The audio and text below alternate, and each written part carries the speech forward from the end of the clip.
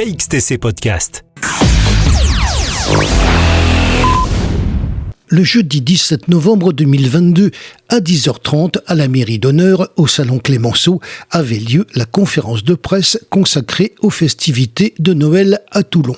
Christophe Moreno, adjoint au maire en charge des fêtes et cérémonies, nous a présenté ce programme des festivités de ce Noël 2022 qui a été élaboré dans le souci d'apporter du rêve et de la magie à tous. Nous lui avons demandé des précisions complémentaires sur ce programme. Sobriété, mais féerie quand même.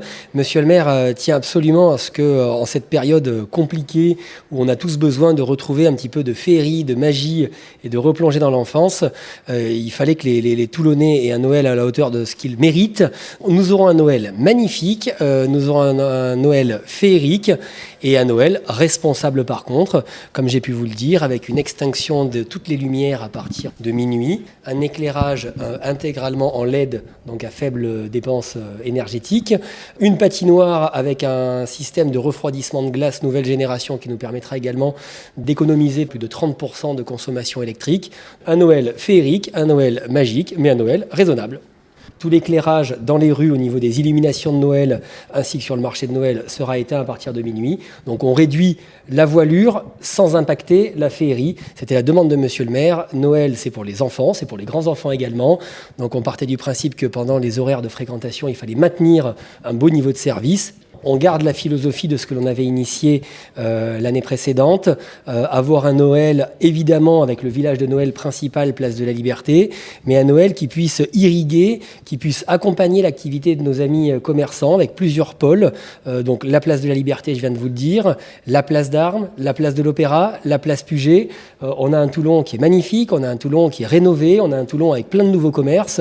Donc l'idée étant de faire en sorte que ces festivités servent les intérêts également de nos amis commerçants et encourage les gens à venir se promener, à découvrir ou redécouvrir leur beau centre-ville. Et les quartiers, puisque les quartiers ne sont pas oubliés, des animations dont nous vous avons parlé avec à chaque fois des chalets de Noël, des manèges au Mourillon, au Pont du Las, à Saint-Jean-du-Var.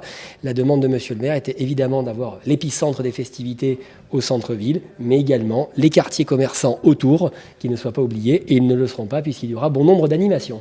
La grande roue ne roulera pas plus loin pour l'instant. Nous sommes très satisfaits de la fréquentation. C'est plutôt la personne qui la gère à qui il faut le demander, mais à ma connaissance, elle l'est aussi. Et puis, les Toulonnais et les visiteurs se la sont appropriés. C'est devenu... on avait fait un concours photo Instagram. C'était un des sujets les plus photographiés. Donc, on voit qu'elle a fait une entrée que je pourrais considérer comme fracassante dans le paysage toulonnais. Monsieur le maire voit d'un très bon œil cette grande roue et qu'elle y reste le plus longtemps possible. KXTC Podcast.